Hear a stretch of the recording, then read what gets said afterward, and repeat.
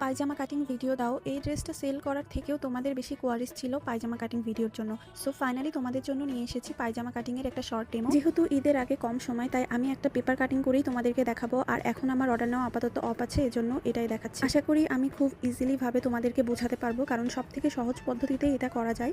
এই প্যান্টটা বানাতে আমার আধা ঘন্টারও কম সময় লাগে। এই পায়জামাটার জন্য তোমরা 3.5 হাত বহরের যে কোনো কাপড় নিয়ে নিতে পারবে। ভিডিওতে যেভাবে দেখাচ্ছি সেভাবেই কাপড়টা কোনাকুনি করে একটা ভাঁজ করে নিবে, এবং কাপড়টা কিন্তু 2 ভাঁজে থাকবে। তোমরা চাইলে একসাথে 2টা পার্টি কাটিং করে নিতে পারো। আমি তোমাদের বোঝার সুবিধার্থে একটা পার্ট করে দেখাচ্ছি। এরপর উপরের সাইড থেকে তোমাদের কোমরের অংশটা মেপে নিবে, যেটা তোমাদের কোমরের 4 ভাগের 1 ভাগ হবে। যেমন কোমর যদি 32 হয় তাহলে নিতে হবে 8 ইঞ্চি, কিন্তু সেলাইয়ের জন্য এক্সট্রা কাপড় রেখে তারপর মাপটা নিবে। যে সাইডে 2টা পার্ট আলাদা থাকবে সেই সাইড থেকে হাই লাইনটা মার্ক করে নিবে। এরপর লেন্থ ওয়াইজ কোমর থেকে একটা মাপ নিয়ে রাউন্ড করে এই মার্কিংটা করে নিবে। আর তারপর সব অংশগুলো ঠিকঠাক ভাবে কেটে নিলে আমাদের কাটিংগুলো কিন্তু সম্পূর্ণভাবে হয়ে যাবে। এরপর আমরা সাধারণত যেভাবে পাজামা সেলাই করি ঠিক সেইভাবে হাই লাইনটা সেলাই করে নিয়ে মাঝামাঝি বরাবর সেলাই করে নিলেই কিন্তু তোমাদের পেজটা কমপ্লিট হয়ে যাবে।